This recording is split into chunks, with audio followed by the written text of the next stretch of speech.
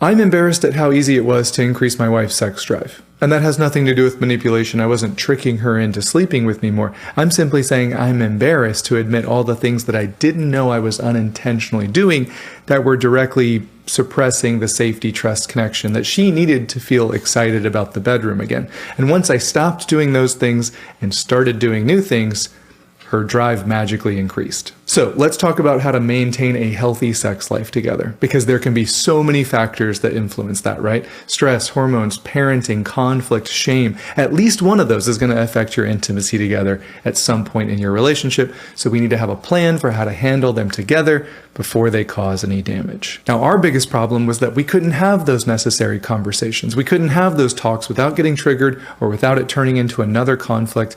And that cost us so much closeness and connection. And I want something better for you. Now, the very first thing that we need to do is make sure we're approaching this with kindness and compassion for both sides. There's nothing wrong with having a lower libido, and there's nothing wrong with having a higher libido. Now, can that cause conflict? Of course it can. It certainly did in our relationship. And yes, it can feel very rejecting from the person with the higher libido being consistently turned down. I know what that feels like, but we have to remember neither partner is wrong here. Now, of course, there are instances where someone is withholding intimacy as a form of punishment, and you're right, that's wrong. We're not talking about that dynamic in this video. We're talking about factors that influence desire from both partners who actually love each other, who want a mutually fulfilling, mutually respectful, equal relationship with each other, but feel stuck in the bedroom. This video is primarily about everything that I learned that was hurting my wife's desire for me and how to increase it with the connection and safety in the relationship. Now, that dynamic can be reversed. There's plenty of wives that say that it's the husband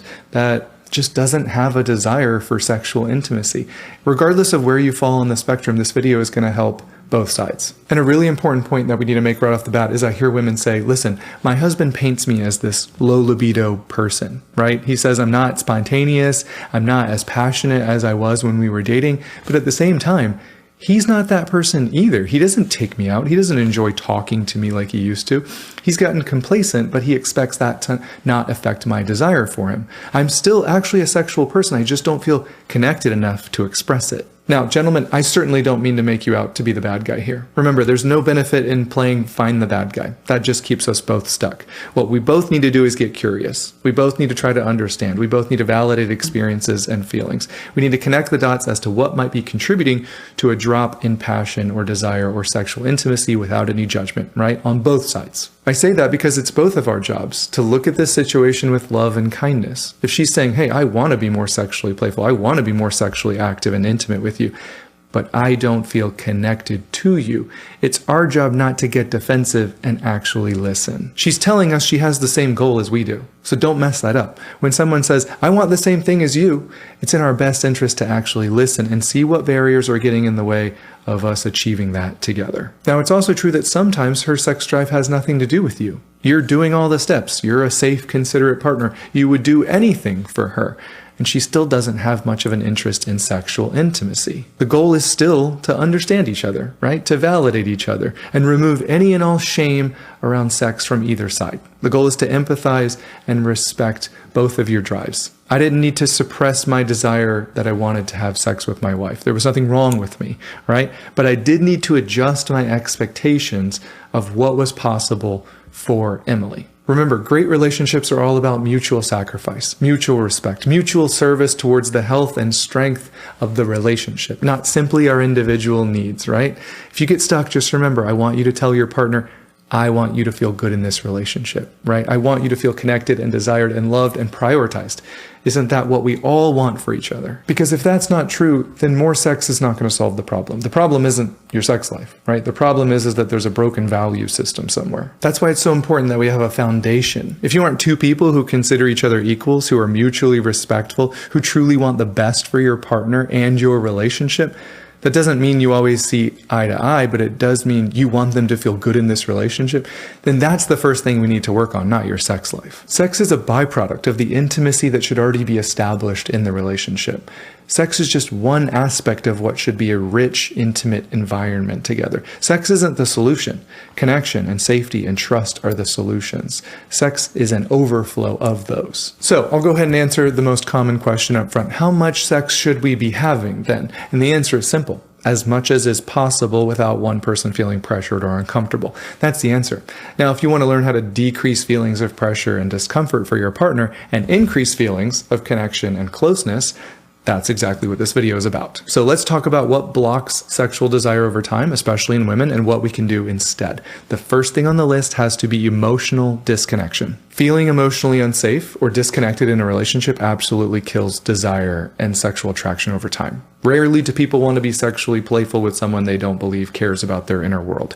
Rarely will someone feel consistently turned on with someone who feels like they're entitled to their partner's body, right? Entitlement and self-centeredness will always be turnoffs. And as men especially, we're kind of conditioned and programmed to focus on the physical first. But when she thinks you value her body more than you value her heart, I'm just telling you, she will eventually pull away. Now, if we're going to talk about how to prevent or fix emotional disconnection in our relationships, one of the first places we have to work on is our unresolved conflicts. It is impossible to feel safe and secure in a relationship where you can't have a conversation with your feelings without it turning into a fight. Now, sure, some people fight and then they have makeup sex and they feel connected again for a time, but if you're not repairing conflicts, if you're not able to have emotionally safe discussions, eventually one of you will become distant and disconnected, and then makeup sex goes away because he or she realizes that it's not actually leading to any real intimacy or security. The truth is, you won't feel turned on by someone who you don't trust will show up for you when you need them the most, and you won't feel attracted to someone who isn't consistent, not long term at least. You won't experience desire for someone who you don't feel safe to be vulnerable with about your inner world. Every conversation, every interaction, every conflict is either building trust or weakening it. That's not meant to make us anxious, right? This isn't about perfection. It's about direction. In what direction is your relationship headed in? It's both of our jobs to create a climate of safety. It's both of our jobs to create agreements and goals and visions for where this relationship is headed and then follow through. We wonder why we feel so distant and disconnected, but when's the last time you asked each other what their vision for this relationship is? When's the last time you asked them to talk about their dreams and goals and desires? When's the last time you talked about how to serve each other in the ways that they feel loved and valued most, not just in the ways that you want to serve them? When's the last time you asked them to genuinely answer, do they feel like their needs are being met? Because if the answer is never, or if the answer is that they don't feel safe to ask or answer those questions, that's why you feel disconnected. So how do we fix this? Well, one, we have to learn how to have tough conversations with each other again. We have to encourage each other's vulnerability, but do it in a way that maintains respect and kindness. Eliminate all criticism, passive aggressiveness, contempt. Just be honest about what you're feeling and needing. And we need to learn how to listen without getting defensive, right? We can't shame spiral or dismiss and invalidate their feelings or concerns. Be grateful that they brought it up, because if something's on their heart, you should want to know, right? Remind them of that, because most partners I meet, they aren't sure. Get curious. Seek to understand their concern or pain or need. Validate it as real. Look for ways that their feelings actually make sense. Repeat back and summarize their points so they know you were listening and you want to understand their need or feeling in that moment. That's what's going to help them to feel seen, heard, and understood. Number two, make sure sex isn't your goal. If she doesn't feel emotionally connected to you, sex is the last thing on her mind, right? You got to start way back at the beginning. For me, I took sex off the table for 2 weeks. You could do longer or shorter. That's just what I felt convicted to do. I asked my wife if she felt emotionally connected to me, and she said no. And instead of getting defensive, instead of thinking about she just doesn't appreciate all the things I'm doing for this family. Look at how hard I'm working, and she's just being selfish. Instead, I took a breath, took a moment, and I realized how sad that must be for her and how that's probably impacting our sexual intimacy together. And I told her, thank you for having the courage to tell me. I hope I can change this. And we had a conversation where she admitted to feeling pressured to be intimate with me. Now, she said I wasn't doing anything to pressure her directly, but she still felt pressured. As the lower desire partner, she was having a lot of guilt about not being in the mood as often as even she wanted to. So that resulted in her feeling obligated to be sexually intimate with me. And I can promise you, when it comes to sex, desire begins to die when pressure or obligation comes into the mix. And I told her, I don't ever want you to feel that way. I never want you to feel pressured or obligated. So let's make an agreement that you never have to keep that on the inside, because I really do want to know your heart. And I meant it, and she's kept that promise. Because let me tell you how dangerous it is when your partner starts having sex with you even though they don't actually want to. And there's a lot of nuance here. Sex can be really tricky, right? Because you have spontaneous desire and then you have responsive desire. Spontaneous desire is, I thought about my wife naked, now I'm in the mood. Or she just walked by looking all sexy and now I'm in the mood. That's spontaneous desire. Responsive desire is different. That means I might start at neutral, right? But I can become aroused in response to kissing and touching and communication, all that stuff.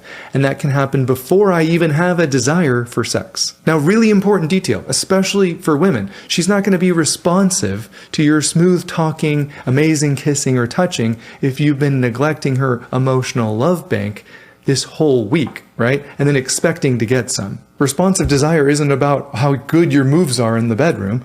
It's about all those little moments of kindness and consideration and respect that have led up to this moment. That's what impacts her responsive desire. Now, that's not to say that somehow you're like earning these little sex points by doing all these little things throughout the week. That's not at all what this is about. It's simply about building trust and intimacy, because kindness is sexy. And if she doesn't feel prioritized and valued all those other times, you can't play catch up, right? And just try to say the right words or touch her and think that that's going to turn her on. It just doesn't work like that. And this, of course, goes for men as well. If someone was consistently disrespectful towards you and belittling you, and then they wanted to be sexually intimate with you, most men would reject those advances. Why? It's not about the fact that we couldn't get in the mood if we wanted to. It's because we don't respond well either when our love tank is consistently neglected. The point I'm trying to make is this. It's okay if we start at a neutral playing field. That means you're not in the mood yet, but you're willing to try. You're willing to be vulnerable and start the process with affection and physical intimacy and see if you want more. But what makes all the difference in someone's ability to be willing to try is whether or not you've laid a foundation of connection, consent, and safety. They have to feel safe to say, hey, this is as far as I want to go, and know that it will be respected.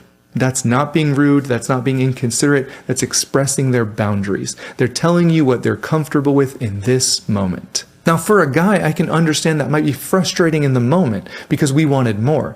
But we have to remember you should always want your partner to feel safe to express boundaries and limits with you. This isn't about control. This isn't about one person having power over the sexual intimacy of the relationship. This is just about understanding that pressuring them or guilt tripping or sulking, that will never lead you to what you ultimately want, which is more intimacy. It will lead to less. Wanting someone to continue doing something that they're not actually comfortable with will 100% destroy your relationship. And I hear women say all the time that they will continue with sexual intimacy out of guilt or fear or shame or not wanting to be punished for stopping. And we should never want that for them. Remind your partner right now you would never want that for them. When it's not pleasurable for them, but they do it anyways, it leads to the opposite of intimacy and desire. They feel used, they feel pain, they begin to hate the idea of having sex, right? That's the opposite of what you would ever want for someone that you love and care about. Remember, there's a huge difference between being willing to try to become aroused, even though you might not have started out that way, and doing something that you don't actually want to do. And the difference is you are choosing out of safety and love to try, knowing that you could stop at any moment and that will be respected. I told Emily I care exponentially more about her feeling loved and valued and connected to me and safe to tell me that she's not in the mood and doesn't even really want to try more than I care about sex. I wanted to take the pressure off completely, so I decided for 2 weeks, let's simply focus on other forms of intimacy. Let's start back at the basics, right? What does every relationship need for both people to feel secure and happy? It needs consistency. So check in every night. You know what 3 words saved my marriage? It wasn't I love you. It was how are we? Practice having those difficult conversations by inviting each other to actually be honest about how they are feeling. When did they feel connected to you today? When did they feel distant? Right? What was the high point of the day? What was the low? What are 2 things that you could each do tomorrow that would fill each other's emotional bank accounts? Get back to the basics. Talk to each other again. Connect through communication. Focus on your friendship again. Do something adventurous together. Start a new hobby together that you both can enjoy. That's what's going to build back that friendship. Connect through touch and affection again. Because another common thing that I hear, especially women say, is that they don't want to get too affectionate. They don't want to touch or kiss their partner because their partner immediately takes that as, oh, it must be bedroom time.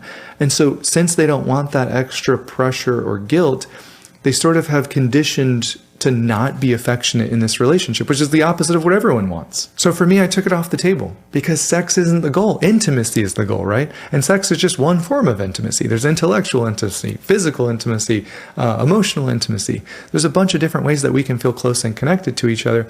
And as men, oftentimes we aren't very attuned to those departments. So we end up depriving our partner of those and only focusing on the sexual. But when we were dating, when this person fell in love with us, we were probably filling up all of their intimacy buckets. And we might not have realized that that's what we were doing, but we were. And that's what caused them to fall in love with us. But now we expect them to have those same feelings, and yet we've gotten complacent on all those other areas. And we still expect them to have a high desire for us. That's a problem. So if you're feeling brave, ask your partner what other forms of intimacy would they love if you started prioritizing again. For us, during those few weeks without sexual intimacy, we were purposely focusing on kissing and touching and talking and connecting again. And for any men listening, since it was off the table, and I was injecting safety and intimacy back into this relationship, it was her who wanted to break the deal at day 10, 11, and 12. And it was me who was saying, no, we really need to make it the 2 weeks because that's what we set out to do. All right, another thing that I realized was decreasing my wife's sex drive, and this will come to no shock for any women listening, is just the overall stress that she was under, as well as the stress of the mental load of being a parent. All right, so here's the deal. For years, I was the full-time working parent, and we have 4 wonderful kids, and my wife would work for a year and then stay home with the new baby for a while. But eventually, she got a really good job, and I became the stay-at-home dad full-time. Now, I don't care what you say about parenting. For me, being a full-time parent is exponentially more stressful than working. I used to work as a nurse in the cath lab where people would come through the ER having active heart attacks, and me being on a team of people that helped save those people's lives was easier than me being home with my kids. That's just my experience. Here's what I know. Feeling consistently overwhelmed, feeling like the default parent, being touched all the time by your kids, breaking up fights constantly, disciplining, giving out snacks, being yelled at by tantruming kids is exhausting, and that will absolutely kill your sex drive. Now, that wasn't actually the case for me because I'm high desire, so I actually enjoy de-stressing with sexual intimacy. But for most women, maybe for your partner, stress kills their desire. There's not a right or wrong. This is just something we need to talk with them about. So as the dads who are primary earners, what do we need to do? 1, we need to acknowledge that she works just as hard as we do. This isn't a competition, right? You both have jobs to do. You're both working. Never say, oh, my wife doesn't work. She does. Number 2, you might not care about all the tabs that she has open in her head. You might not care about the dishes or the laundry. Johnny has that school project due tomorrow. Susie needs to remember to take her antibiotics for her ear infection. Oh yeah, we still need to get groceries because we have family coming in town tonight, which means we need to wash the guest sheets. You might not care about any of that stuff. It seems trivial to you, but it's not to her. And you care about her. So let her know she's working hard. Let her know you see her. You see her wanting to show up in the best way for this family, and you appreciate her. And if you're thinking you would like some of that appreciation reciprocated, absolutely. I hope you get it. You both deserve it. But you also talk about being a leader in your home. So you go first. But the truth is, after being a stay-at-home parent for years now, we don't just want acknowledgement. I mean, yeah, that's a big part of it, but someone walking past me and looking at all the tabs open in my head and saying, wow, you have a lot of tabs open. I mean, that looks really hard. Well, you're doing a great job. I mean, appreciate all the work you're doing. And then they just go and play on their phone. That doesn't feel like appreciation to me. What feels like appreciation to me is which one of those would you feel comfortable with me taking off your plate? And then doing a good job on that so that I don't have to follow behind you and redo it. What feels like appreciation is when you're sitting on the couch with your wife and a kid from the other room yells, "Mom!" and you get up as the guy knowing that mom's been yelled at and called for all day long. And you want her to know that she's got a teammate that she can rely on, someone who has her back, right? Someone who's looking out for her best interest. What feels like appreciation is when you as the husband, who doesn't often initiate the check-in, starts a conversation around the stress and the household chores and the domestic labor and the mental load, and you say, I want you to feel like an equal. I never want you to feel like you're burdened with too much. Your stress matters to me. How can we divide this stuff up so you don't feel overwhelmed? Because what I've learned is, for a lot of women, it's really hard to switch from constant caretaker mom back to playfully sexual, erotic wife, right? They give and they give and they give all day long, and they just don't feel like they have anything left to give. Not to mention their nervous system is shot from feeling like they were in survival mode all day. Now, once again, that's not the same for me. I could have the worst day with the kids. I could be completely mentally exhausted and stressed out to the max. And if my wife got home and she was like, hey, you want to have a quickie real quick? That would actually fill my love tank back up. That's not the same for her, though. That's a bummer, but it's understandable. These are just the things that as husbands we need to be aware of. I'm not saying it's an excuse for your partner to never touch you because they're always touched out and stressed because of the kids. I'm saying we have to be able to have those conversations where we both feel like we care about each other's perspective. It makes sense that your husband still finds you attractive and is excited about connecting with you sexually. There's nothing wrong with that. Don't shame him for that. And it makes sense that you feel completely stressed and unmotivated to do anything sexual. There's no shame there either. And it makes sense that when he tries to kiss you and touch you and take a shower with you, you're like, I just want some alone time. Why are you around me?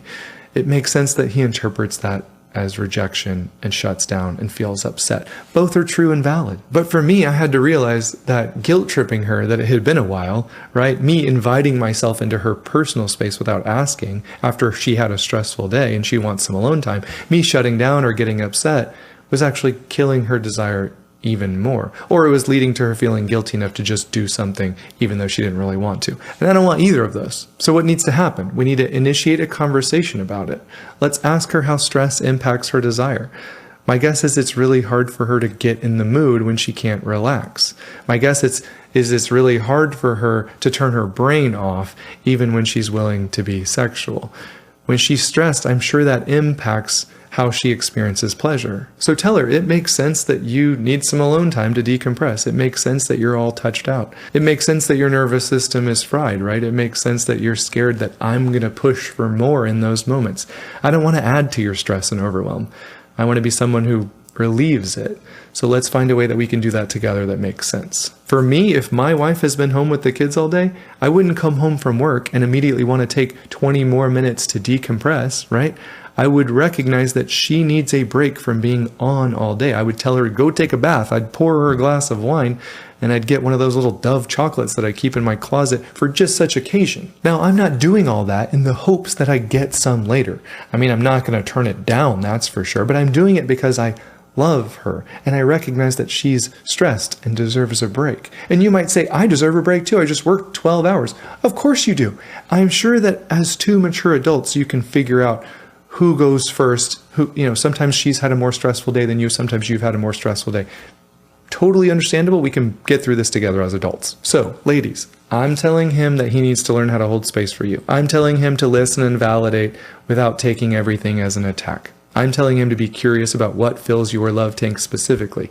I'm telling him to be cognizant of your needs when it comes to being stressed and overwhelmed. You need to work on getting curious about his stuff too. You need to learn how to be vulnerable with him again. I know there's a fear there and it's valid, but it's the path to the connection that you're looking for. Validate his desire for you. Tell him that you appreciate him finding you sexy and wanting to connect with you in this way, because hopefully you know that his motives are good.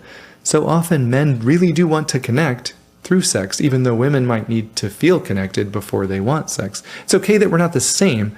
We just need to get on the same page about it. So just be honest with him. My wife said, hey, I want to have more sex with you. And I was like, that woke me up. I was like, if I wasn't paying attention before, I am now. She said, I want to have more sex with you. Here's what would need to happen for that to happen. And then we had an honest conversation around a few barriers that were decreasing her desire. Ask her about the last time that she felt disconnected or distant. Ask her about the last time that she felt burdened but didn't want to bother you with it, right? Ask her about the last time that she felt sexy. Ask her about the last time that we had sex and it actually felt good, or maybe it didn't feel good. Have those conversations and be present and engaged and listen. Prove that you want to know more about her inner world and that you're a safe person for her to share things with. Ask her about how she experiences desire, what helps her the most, what part of intimacy would she like to experience more of, right? What fills her love tank, and vice versa. And then both of you do more of that, because foreplay starts at breakfast. And I don't mean to pick on the guys too much, but I'm just saying sometimes she has a decreased desire because you're not that great in bed. I'm not talking about you, of course. I'm just saying other men. Sometimes she's not excited about the bedroom with you because you're just kind of selfish in bed. You're arrogant, not intentionally. You just think you know what you're doing, so you don't ask. You think you know what she wants. You're really good at getting your needs met, but you're not great at actually asking her if hers are being met. That's a turnoff. And I don't know what your dynamic is. I'm just saying traditionally women take a little bit longer than men to warm up. It's like an oven microwave situation. Women want to feel sexually attuned to you. She doesn't want to feel like you're just doing this for your own pleasure. She wants to know that you care about both of your pleasures. Because I know that most men really care about their partner's pleasure. We want to hear that it was amazing. But what happens when she gives you a little bit of constructive feedback, right? What happens when she says, you need to slow down a little bit? Well, we shut down and we get offended. We desperately want her to have the most pleasurable experience possible, and yet at the same time, we won't ask her what would that look like for her. Maybe for her, she would love a little bit more foreplay. Maybe she would love it if you slowed down a little bit. That means instead of just massaging her boobs or going straight for the sensitive parts, you go slow, you kiss her gently at first, you caress, you glide your fingers down her stomach around the sensitive parts without touching them for just a few minutes. Maybe for her it means you focus back on her instead of just rolling over after you finish. I don't know, I'm just saying, have you asked? Because for so many men, our egos block us from asking those questions. Our pride can't handle it if maybe we have something to learn in the bedroom. But then we never actually learn or grow or get better. I don't think that she thinks that you're a bad lover, but she also doesn't think that you can handle her giving you the pointers you would need to become a great one. And the reason I direct this advice to men specifically is because for a lot of women, they're already natural givers. She already knows what you love. She's paid attention. She knows you, and she actually enjoys serving you in those areas, especially in the bedroom. All I'm saying is great relationships are service competitions. You don't have to serve each other exactly the same way, but you should reciprocate the consideration and thoughtfulness in the bedroom and focus on her pleasure just as much as she focuses on yours. All right, let's move on to some other barriers that are internal, because the truth is you might just be in a stressful season, right? For us, we have 4 kids under 10. This is just a stressful environment for a time.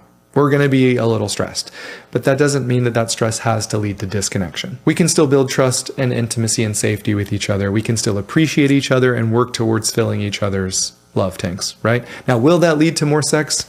I don't know, but it does lead to a more fulfilling relationship overall. And this might just be true for Emily, but when we're feeling attuned to each other in this way, when most women feel prioritized and cherished and served, they are much more likely to think about you and loving you in a sexual way because she knows how much you would enjoy that. So this would be an area where I would challenge that lower desire partner. If you have that partner who is safe and considerate and thoughtful and loving, I'm not saying do anything that you don't actually want to do. I'm saying when those opportunities come up and there's a window there, right, where you're willing to become aroused, it means the world to your higher desire partner when you initiate that sexual intimacy. As the higher desire partner, I can't even tell you how rejecting it feels when we're the only ones initiating and consistently being told not today. And once again, this isn't about making anyone feel guilty or shame, right? It's perfectly fine to say not today, not this week. That's your right to say that. But in a loving, safe relationship, I would just challenge you. Have empathy for your partner's desire. Have empathy for them enjoying connecting with you in that way. And be open to getting some professional help in this area if you think that that's necessary. All right, so I do want to talk about some other important factors that influence someone's sex drive that don't necessarily have anything to do with their partner. They may or may not. And that first one is depression and anxiety. Any mental illness can absolutely throw things off, right? That's not something that you need to feel shame or guilt about. You're struggling enough, right? The depression numbs everything already. It makes you feel full of shame already. We certainly don't want to add to that. I'm just saying if your partner struggles with things of that nature, it's so important to remind them that you're on their team, that you're here to support them, that you love them, you accept them, and you're not judging them. Now, I'm not saying that depression or mental illness doesn't affect your intimacy together. It absolutely does. I'm just saying I bet both of you are mature enough to have a validating conversation where you can both empathize with each other about what you're experiencing. I'm just saying we need to make sure that we're not adding any more shame or pressure onto what they're already experiencing, right? The next factor could be how you view your body. It can feel really hard to experience desire and arousal when you don't find yourself sexy, right? When you're worried about what other people are thinking about your body. I know my wife can struggle with that as well, and so I just make sure to be positively speaking about her body. There's just never a time where anyone should ever talk negatively about their partner's body. It's never appropriate, it's never helpful, it's never loving. But I don't just want to not speak negatively about her body. I want to speak positively about her body. I want to remind her how beautiful she is to me. I think her curves are beautiful. I think her imperfections are beautiful. The only reason I bring those up is because that's often what she's self-conscious about. And I just wish she knew those things are beautiful to me. Now, she might not believe that, but I do. And I'm planning on saying it so much that one, she knows it's true for me, even if she doesn't agree with it. And two, that my voice starts to compete with whatever other voice is in her head telling her the opposite, because I refuse to let that voice win. Now, it's still her choice which voice she listens to, but I want her to know that's not the only voice in there. There's another voice that believes you're beautiful. Your body is beautiful. There isn't a part of you that you should be ashamed about. And even though it's really hard for you to believe that, I'm going to keep reminding you. The next thing that can really affect our desire is if there's any past history of sexual trauma. We know that regardless of how great and emotionally connected your relationship is today, if you've been a victim of sexual trauma in the past, that can absolutely affect everything around sexuality today. How could it not? That's not something that you need to feel shame about. It's not something that we need to suppress or bury. It's something that we need to be bold enough to talk with someone about. Because the truth is, you're not broken and you're not flawed. And what happened to you was tragic and it's not your fault. And it makes sense that it still affects you. It makes sense that you flinch when they touch you, even though you don't want to. It makes sense that there's still a lot of fear in there and you don't know why. Trauma has a way of shutting our bodies down to keep us safe, doesn't it? And if your partner ever admits that they went through something traumatic like that, you have to be a safe place for them and understand how difficult this hurdle is for them, especially around sexuality. They are fighting battles that you don't even understand.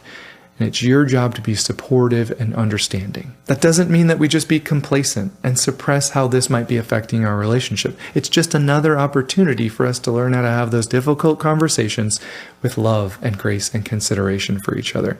Because oftentimes when we have trauma, it's really difficult to take that step and go to therapy because we're afraid of reopening those wounds, right? But it's our job as their partner who loves them to gently advocate for what would be best for them and this relationship. Is that hard? Of course it is, but it's possible. All right, next up is hormones. Now, I'll admit I don't know much about this one, but we all know that certain medications, certain hormone imbalances, all of that stuff can impact our desire, right? Postpartum, menopause, chronic illness, it makes sense that that stuff affects our drive. And once again, this isn't about shame or change. It's simply about learning how to navigate this as a team, and you can do that. And just on the subject of postpartum, right? Listen, this is just for the guys. Please don't complain about however many weeks that you have to go without sex after she gives birth. It's just the dumbest argument that I've ever heard, right? She literally just pushed a baby out of her. If you're already complaining about sex, I just think that that's entitled and arrogant and self-centered. All right, lastly, let's talk about religious conditioning, because I've met so many people who have been conditioned over time as they grew up and maybe they were dating to believe that sex is dirty and gross and bad, that even when they get married, they can't shake those beliefs. And it really affects the playfulness and fun and eroticism and intimacy that God actually wants for your sex life. God doesn't think sex is dirty. He designed it. He wants you to experience pleasure with each other. There's nothing dirty about having sex with your spouse. Now, I know that might be difficult for you to believe because you've been conditioned, but be very careful allowing your mind to continue believing things that aren't true. If you're a Christian, look through the Bible and tell me where God thinks sex with your spouse is shameful or dirty. You won't find it. All right, that's probably a weird place to stop, but I don't have anything else, so I really hope that this was helpful in some way. If it was, please do all the things for me. Hit the like, subscribe button if you haven't. It just pushes it out to more people. I hope that neither of you felt like I was taking sides, because I'm not on either of your side. I'm on the side of your relationship thriving. I'm on the side of you learning how to understand and love each other better, sacrificing and serving each other from a place of love, not fear or obligation. So I'll continue praying for you and pulling for you, and I can't wait to see you in the next one.